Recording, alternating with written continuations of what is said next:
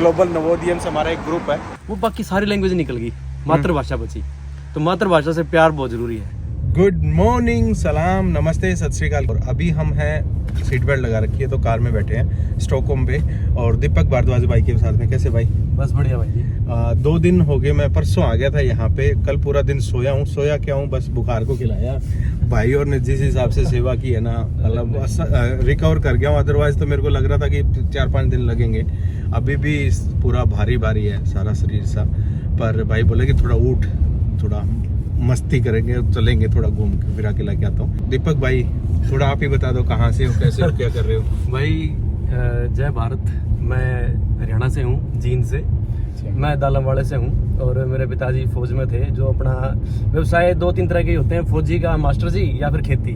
तो अपना खेती और फौज, तो ये दोनों हो रहे हैं। तो या मेरे डैड आर्मी में थे, और अब मैं यहाँ पर 7 साल से स्वीडन में हूँ। और बस इसी राज भाई की इतनी बड़ी जर्नी में थोड़े से मेमोरेबल मोमेंट्स ऐड करने के लिए ट्राई कर रहे हैं। सो दैट्स ऑल राज भाई।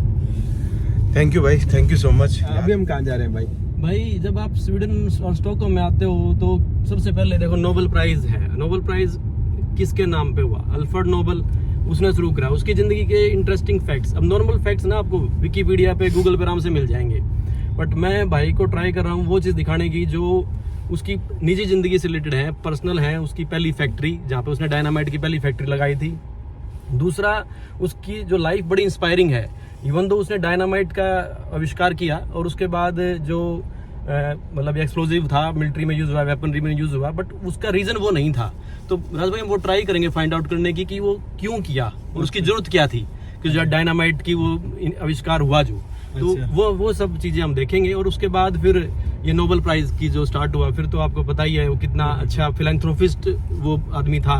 और उसकी कंट्रीब्यूशन तो समाज में और पूरे मतलब ग्लोब में he is how why he is famous. So ये आज का अपना टारगेट है। ये क्या बना रखे हैं भाई? ये भाई गोड बोलते हैं इसको। इसमें क्या, ये जो आप देख रहे हो सामने, इनमें हाँ, ये अब जैसे किसी के पास फ्लैट है और उसको खेती करनी है, कुछ उगाना है, सब्जी उगानी है, तो वो अपना यहाँ पे जमीन लेके और अपना खेती बाड़ी थोड़ी कर सकता है। देखो आप लगा भी रखे लोगों ने थोड़े, जितने समर टाइम में अगर किसी का शौक है, फ्रूट वगैरह, हाँ, रेंट कर सकते हो, ठेका पे ले सका हो। यह बात कही आपने कि भाई ठेका पे ले लो और अपनी सब्जी उगा लो और अपनी तोरी तोड़ो और खाओ। तोरी की तोड़ो है जुकनी। हाँ वो उसी है, उसकी बेबे है वहाँ। तो भाई मेरे से तो बोला नहीं जा रहा, सही बताऊं तो मेरे तो ना मतलब कोल्ड इतने जबरदस्त है बैठा। स्ट्रांग रहो, आपको देख के हम स्ट्रांग होते हैं, आपसे इंस्पिरेशन लेते हैं डॉक्टर राज।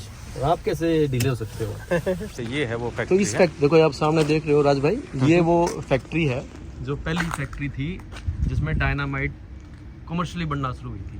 इससे पहले क्या कहानी हुई थी कि जो अल्फ्रेड नोबेल के जो फादर थे वो भी इंजीनियर थे। अच्छा। बट उनका काम क्या था? कंस्ट्रक्शन का काम था। बिल्डिंगें बनाते थे, ब्रिज बनाते थे। और आप कल बात कर रहे थे कि यहाँ की जो मिट्टी है, जो रॉक है, वो बहुत स्ट्रांग है, अपने हिमालय की तरह भुरभुरी नहीं है। तो उससे क्या होता है कि उसको ब्लास्ट करना बहुत दिक्कत होती थी। तो इसके फादर ऑलरेडी कुछ ऐसी चीज ढूंढ रहे थे कि एक्सप्लोजन हो और वो फटे टूटे और वो कंस्ट्रक्शन हो सके यहाँ पे। तो ट्रेडिशनली गन पाउडर यूज करते थे, ब्लैक पाउडर जो होता है, पर वो इतना कामयाब नहीं था। तो इनको कोई ऐसा एक्सप्लोजिव चाहिए था जो इसके काम, पर वो चला नहीं काम इनका यहाँ पे कंस्ट्रक्शन का। तो ये रशिया चले गए। रशिया में इन्होंने पहली बार जो विनियर लेथ बोलते हैं, जिसे प्लाईवुड बनती है, उसका आविष्कार इसके फादर ने किया था। अच्छा। उसके बाद फिर ये वापस अपने स्वीडन में आ गए। और जब 17 साल का था ये, तो इसको भेज दिया यूएसए में पढ़ने के लिए। वहाँ से ये फ्रांस में आ गया। फ्रांस में आके कोई केमिस्ट के साथ इसने स्टडी करी। वहाँ पे इसको नाइट्रोग्लिसरीन के बारे में पता चला। अच्छा। एक कंपाउंड था। तो उसने, केमिस्ट ने बताया कि भाई ये कमर्शियली यूज नहीं हो सकता। लेकिन क्योंकि नहीं हो सकता? क्योंकि ये एक्सप्लोजिव है, थोड़ा शॉक होगा, फट जाएगा। अच्छा। इसने अपने बाबू को फोन कर लिया, देसी भाषा में बोलूं तो, कि बाबू अपन पा गया अपना तोड़, अपने को मिल गया ऐसा कंपाउंड जो ब्लास्टिंग में बड़ा हेल्प करेगा, अपना बिजनेस चलेगा। उन्होंने भाई को बताई, बड़े खुश हुए। और इसके 8 थे ये चिल्ड्रन। अच्छा। उसमें से इतनी गरीबी थी कि 4 मर गए, 4 बचे। उनमें से 4 में से एक, इसका भाई जो इस ज्यादा इंटरेस्टेड थे इन फील्ड में, वापिस आ गया। इनने क्या किया, स्टॉकहोम के सिटी के पास में इनकी एक लेबोरेटरी थी इसके पापा की, क्योंकि इंजीनियर थे इसके पापा। वहाँ पे नाइट्रोग्लिसरीन का ब्लास्ट, कंट्रोल्ड ब्लास्ट करने की सोची कि भाई केमिस्ट ने तो बताया ही था कि भाई इसका ऐसे करेंगे तो बहुत डेंजरस है। उस कंट्रोल्ड ब्लास्ट में इसके भाई की डेथ होगी और साथ में 2-3 लोग और मर गए। यहाँ की म्यूनसिपैलिटी बोली कि भाई तुम तो करो खतरनाक काम, सिटी से बाहर चले जाओ। तब तक इसने ये पता कर लिया था कि मेरे भाई की डेथ हुई, इसको कैसे कंट्रोल कर सकते हैं। उस ब्लास्ट से इसको ये पता चल गया था। इसने क्या किया, उठा के यहाँ पर ले ली। अच्छा।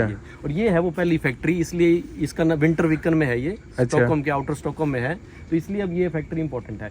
इसी साल जब ये फैक्ट्री स्टार्ट करी तो यहाँ पर डायनामाइट का एक्चुअल में कमर्शियल प्रोडक्शन शुरू किया।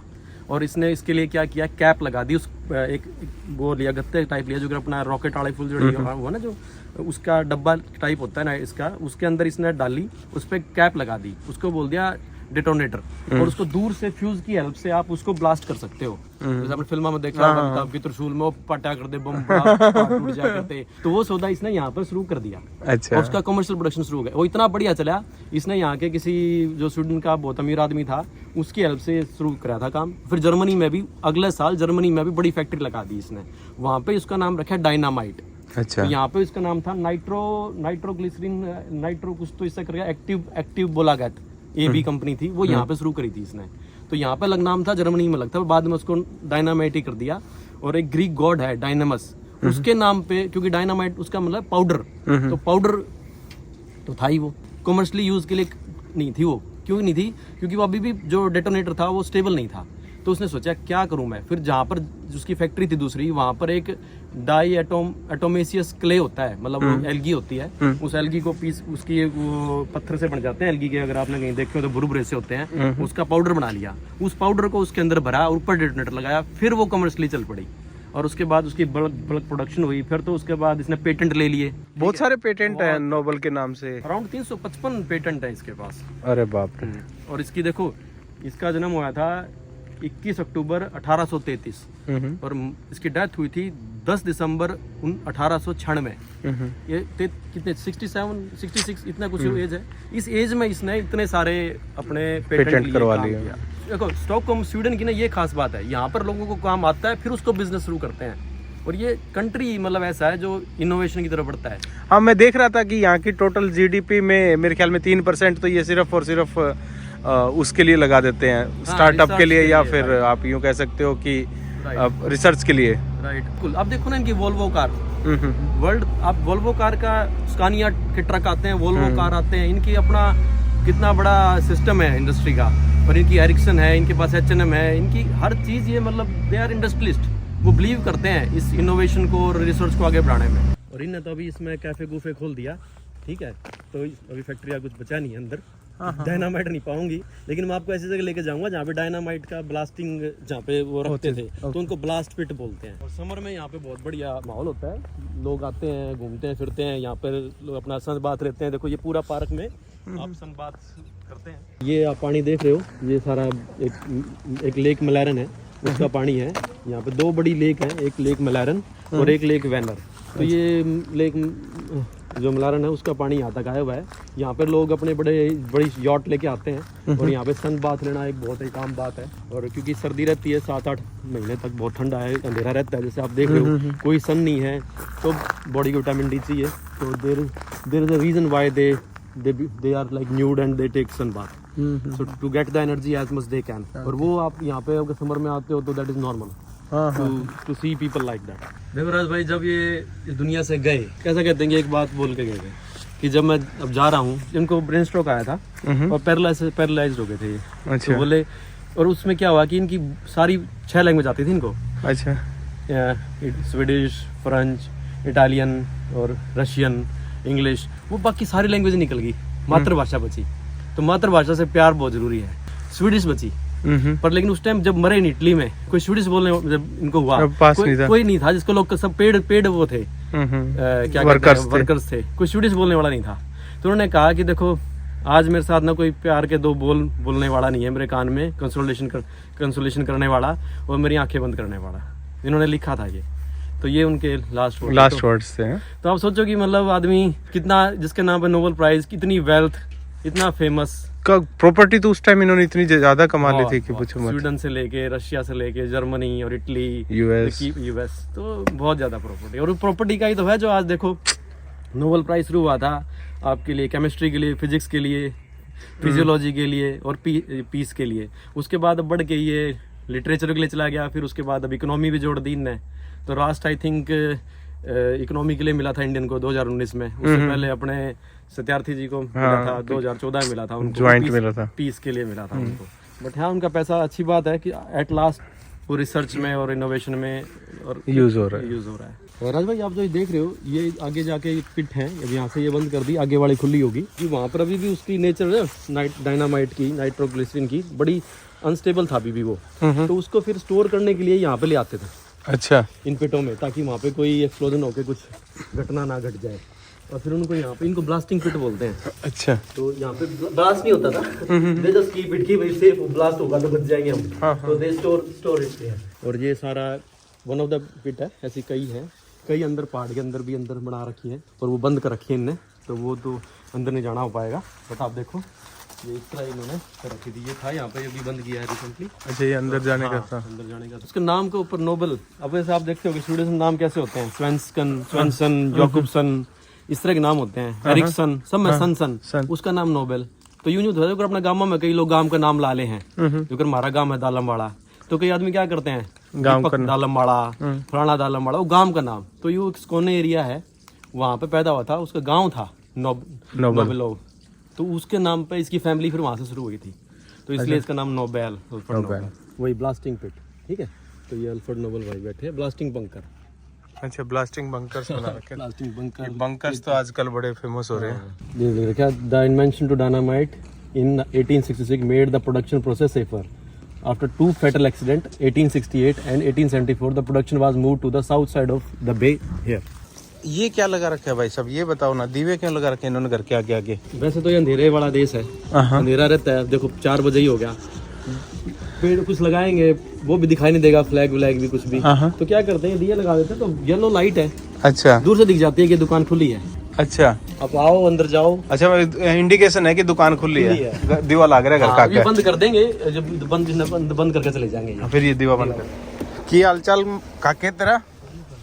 ਵਧੀਆ। ਇਹ भाई साडा मुंडा हैगा पिंड तो भाई ये मुझे पहला भाई मिला है जो बुन्ना से पिछले 7 साल में ट्रैवल करते हुए। कैसा लग रहा है? बढ़िया। पिछले मैं भी यहाँ 6-7 सालों से हूँ, बट पिछले 7 सालों में फर्स्ट टाइम में कोई आया यहाँ पे बुन्ना से जो भी आया। भाई आ गया मेरे पास घर पे ही, तो अभी एक बार मेरे को सिटी सेंटर ड्रॉप कर देगा, क्योंकि इनकी गाड़ी अलाउड नहीं है सिटी सेंटर में। यहाँ पे रूल है, मतलब अब स्नो का टाइम हो गया 1 नवंबर से लेके 31 मार्च तक। 31 मार्च नेक्स्ट ईयर। 3-4 वैगन है, मतलब रास्ते हैं ऐसे की सिटी में कि आपकी जिसके गाड़ी के किलोवाट टायर है ना, वो नहीं जा सकते वहाँ, फॉरब्यूड है, बंद है।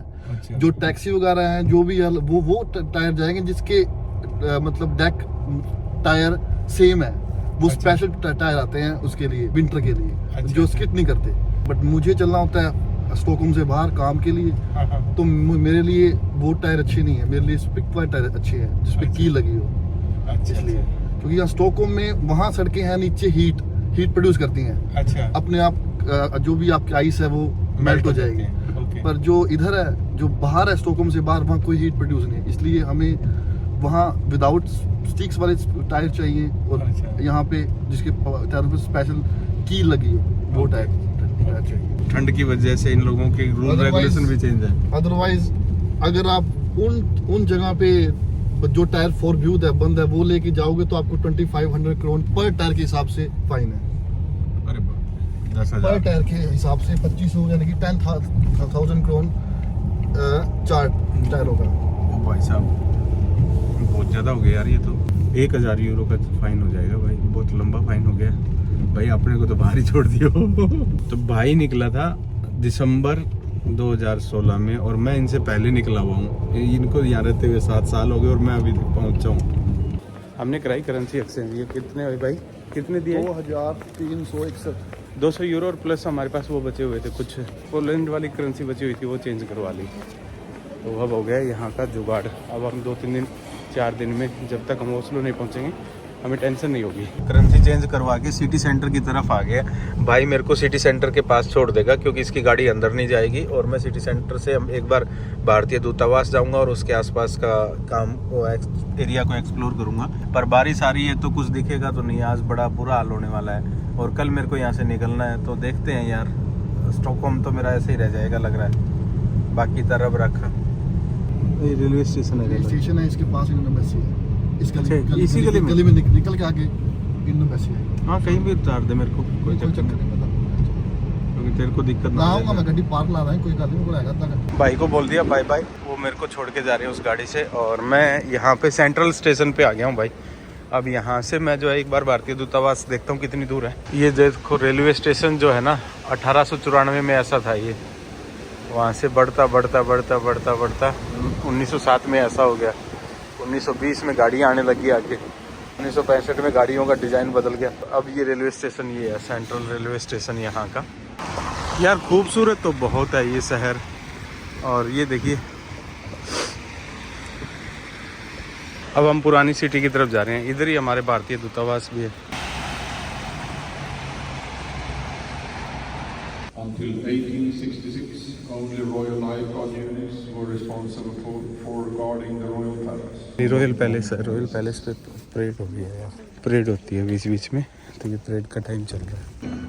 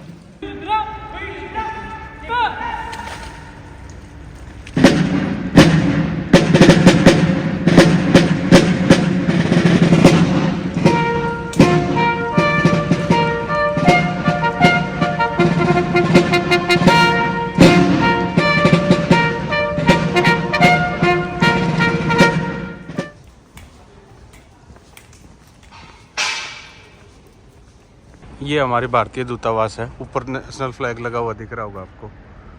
और ये बिल्डिंग के अंदर है। पहली बार भारतीय दूतावास को मैंने ऐसे देखा है, मतलब पहली बार तो नहीं, काफ़ी कंट्रीज़ में है। हो सकता है खुद की बिल्डिंग परचेज कर ली हो एम्बेसी ने। सो गाइस, हम भारतीय दूतावास से निकल लिए भाई, और अब एक बार यहाँ पे एक नोबल म्यूज़ियम है, उसकी तरफ चलते हैं एक बार।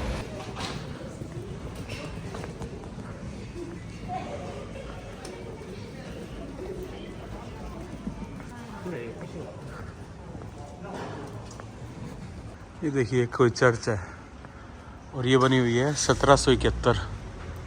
200-400 मीटर चलने के बाद में ही नोबल प्राइज़ म्यूज़ियम आ गया। ये यहाँ का एंटीक चीज़ है, स्टॉकहम की, पीने के पानी के वो लगे हुए हैं जगह जगह। ये जो है यहाँ के टिपिकल, आप ये कह सकते हो कि स्वीडन के जो घर बने होते हैं वो नॉर्मली इस तरह के बने होते हैं।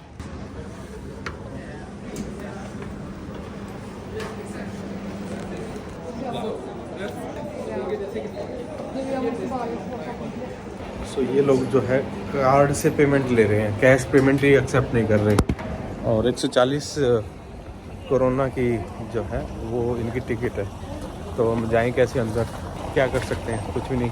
वैसे तो 1314 यूरो की थी, 1500 रुपये की टिकट थी, इतनी महंगी भी नहीं थी। कई जगह तो मैंने 3-3 हज़ार की टिकट ली है, पर एक्सेप्ट ही नहीं कर रहे, तो हम क्या कर सकते हैं। मेरे पास कार्ड लेके नहीं आया यार, मैं कार्ड लेके आना चाहिए, क्रेडिट कार्ड से पेमेंट कर देता।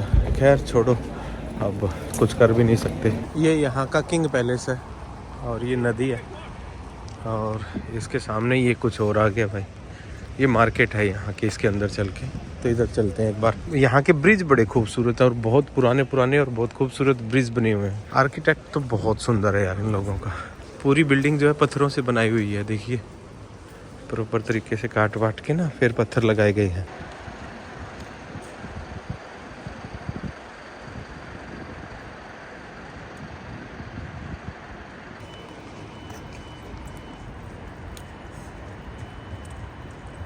ये सिटी सेंटर है भाई। ये वो भाई साहब है एरिक्सन सर, नील एरिक्सन। आपने एरिक्सन के बहुत सारा नाम सुना होगा, वो भी यहीं के हैं। पहले सोनी एरिक्सन के फ़ोन आते थे, तो एरिक्सन का बहुत बड़ा नाम है इस देश में। ये रेलवे स्टेशन के बाहर बिल्कुल उनका स्टैचू लगाया हुआ है इन्होंने। सो भाई मैं और भाई जो है एक बार सुपरमार्केट पे आ गए। ये कोप करके सुपरमार्केट है, तो भाई साहब बता रहे थे ये सिस्टम बोलागत करके कुछ है, तो ये सरकारी ठेके हैं यहाँ पे। दारू यहाँ पे ठेकों में ही मिलती है। छुट्टी के दिन ये बंद रहते हैं, तो कहता है कि वीकेंड होता है ना, उस दिन लाइन लग जाती है यहाँ पे। अच्छे शराब भी आते हैं और बाहर सिर्फ 3% तक की बियर मिल सकती है, 3% अल्कोहल तक की। बाकी सारी चीज़ें जो है आपको यहीं से खरीदनी पड़ती है अगर कोई पीता है तो। बोलागत क्या बोलते हैं इसको? बोलागत सिस्टम बोलागेट सिस्टम है भाई, सिस्टम। आलू जो है 16 करोना का, टमाटर जो है 55 करोना। 55 करोना मतलब 400 रुपये किलो टमाटर है। और ये तो सस्ते वाला है। ये सब चीज़ें देखने में बड़ी वो लग रही है कि भाई सस्ती सी है, पर बहुत एक्सपेंसिव है यार। 400 रुपये किलो छोटी छोटी चीज़ें। अब आलू आपको वो सस्ते वाला था, अब ये देखिए ये वाला आलू है 20 करोना का किलो है, 150-200 के बीच में किलो। ये भी काफ़ी एक्सपेंसिव है भाई साहब। ये पहले से ऐसा था या अभी कुछ टाइम से? अभी हुआ, यूक्रेन वॉर के बाद सारा। अच्छा, यूक्रेन वॉर के बाद में सब। वरना जो आप पोटैटो जो 14 के थे, ये 5 के 6 के ऐसे मिला करते। अच्छा, अभी जब से यूक्रेन वॉर में पार्टिसिपेशन हुआ है तो चीज़ें बढ़ गई हैं यहाँ पे। लगभग डबल से भी ज़्यादा गया है। तो दूध और आटा तो यूक्रेन से आता था। आटा तो देखो, आटा तो ये लोग तो खाते नहीं है, इनका तो कभी इनकी शॉप पे तो मिलेगा नहीं आपको आटा। अपने इंडियन शॉप पे मिलेगा। वो इंडियन शॉप में अपने आशीर्वाद वाला लेके आओगे आप, तो आशीर्वाद वाला वो महंगाई दे रहे हैं। पहले जो आटा 80 करोना का था 5 किलो का, अब वो 140, 150, 160 करोना का हो लिया। एक बार तो ऐसा हो गया था कि बीच में ब्लैकमेलिंग में मिलता था जब आटा खत्म हुआ था। पाकिस्तान न्यूज़ नहीं आई थी कि आटा नहीं, तो यहाँ पे भी आटा नहीं था। वो एक्चुअली इंडिया ने बैन कर दिया था ना आटा। तो उस टाइम पे आटा था ही नहीं, तो उस टाइम पे तो मुंह मांगे प्राइस थे। और पुराने से पुराना घटिया से घटिया आटा लोगों ने बेचा अभी, जिनके पास पुराना पड़ा हुआ। बट चलो वो तो इंडियन स्टफ हो गया, लेकिन जो नॉर्मल स्टफ है ना, जो इनके लोग खाते हैं, ये भी महंगा हो रखा है। वो तो लग्जरी है। आप इंडियन नहीं खाना चाहते मत खाओ, हमारे को इंडियन खा रहे हैं तो ठीक है, we can't live without that. इनका स्टफ भी महंगा हो गया।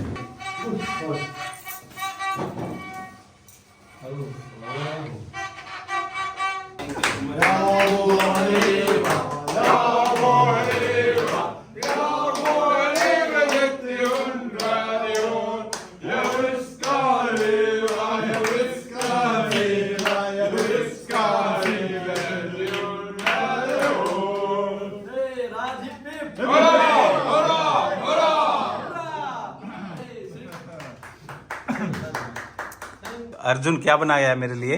सो वेलकम टू स्वीडन। क्या बनाया है बेटा? थैंक यू सो मच यार, it's a lovely.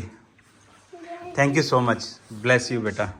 It's me and it's my धनो bicycle and it's cycle Baba India to Sweden.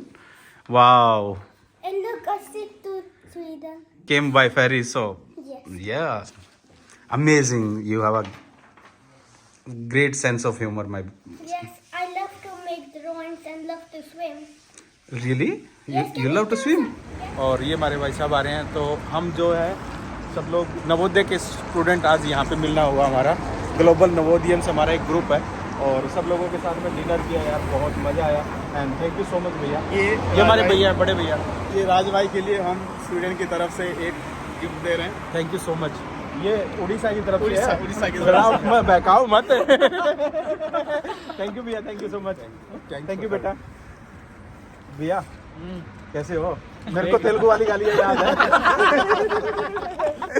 और इधर आगे हमारे दीपक भाई हमें लेने के लिए भी। तो दोस्तों आज का वीडियो करते हैं यहीं पे खत्म। तब तक खुश रहो, व्यस्त रहो, मस्त रहो, तंदुरुस्त रहो। जय हिंद, जय भारत और जय नवोदय।